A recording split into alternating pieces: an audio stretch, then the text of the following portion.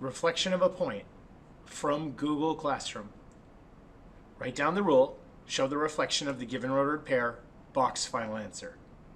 So there's stating in Delta Math, the question is, what is the image of 5 comma negative 8 after a reflection over the x-axis?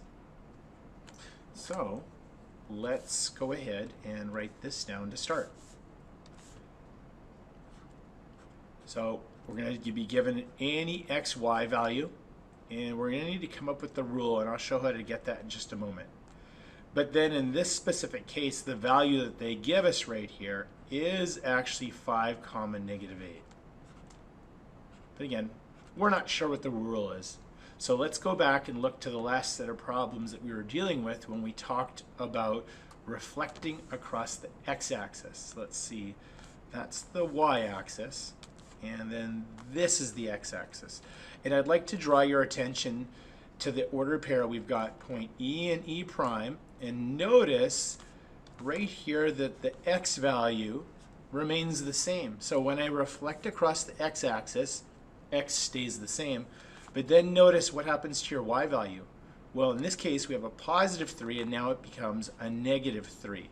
So the way that we would write our rule for this one right here is we would simply go ahead and say that when I reflect it across the x-axis, x stays the same, but my y value needs to be the opposite. So what would be the opposite of a positive y? Well, that would be negative y. So literally, when I plug this in, according to the rule, x stays the same. So if I'm given a 5 for my x value, it will remain a 5. Now this is a little bit tricky. I have to do the opposite of a negative 8. Notice it's a negative. Or you could think of it as a negative negative 8. And when I say that, most of you realize that a negative negative 8 will switch to a positive 8. Or simply think of it as the opposite of negative 8 is positive 8. So that's what I'm going to go ahead, and it says box our final answer. Our final answer is actually this right here. This is the part we plug in. So hopefully we get this right. I'm feeling pretty confident. There you go.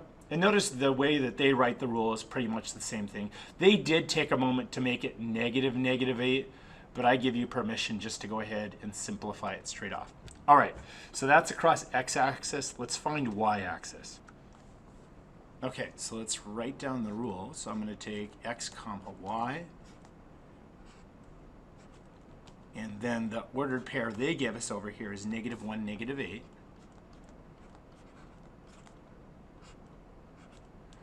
And then it's a reflection over the y-axis. So let's back up. Let's see the y-axis. Here's the y-axis right here. So let me grab the highlighter. So we had point S and went from S prime.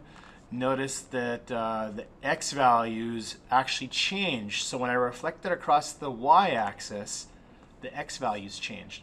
And then notice when I reflect across the y-axis, the y values remain the same. So it's almost like whatever x-axis you cross, when we cross y, change x. When you cross x, change y. So the rule for this one is I'm simply going to come over here, and I'm going to go ahead and say that my x comma y, and that's going to be negative x comma y. So again, we're crossing the y-axis, change x. So when I look over here, my x value needs to be the opposite. Notice that my x is negative 1, but it has to be the opposite. So the opposite of negative 1 would be negative negative 1, which would be positive 1. And then my y value, well, that just remains the same. Notice y stays the same. So this negative 8 comes over here. And there's negative 8. And again, we'll box our final answer, and we'll plug that in there. 1 comma negative 8.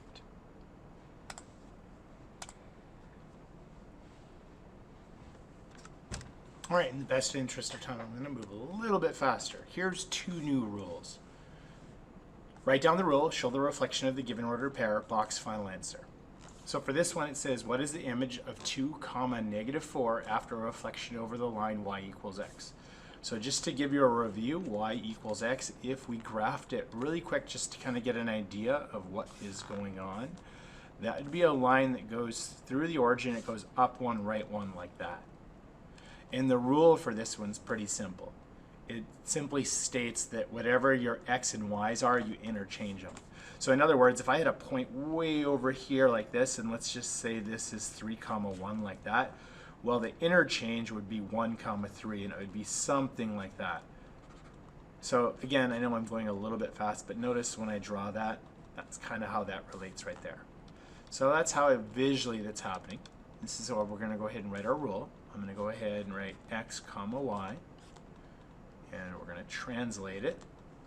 And it's an interchange. Interchange means that we're actually going to flip our x's and y's, so it's going to become y, x. That's the rule. Again, that's for across y equals x. So now I'm going to take the ordered pair I was given, which is 2, -4, and I will interchange it. So let's see, y value needs to come first, so that's going to be -4, +2. Notice all I did is I used the same values and I flipped them. All right, let's go ahead and box that. Let's plug it in there and see how we did. So -4, 2. There you have it. One more. So the last one, and again, just to give you kind of a quick picture of what's going on, if I drew my x-axis and my y-axis, if it was across y equals -x, that means I start at the origin and then I go down 1, right 1. And so what happens if I had the same point? Let's say I had 3 and then -1. Then over here, this is going to be, let's see, right 1 and then down 3.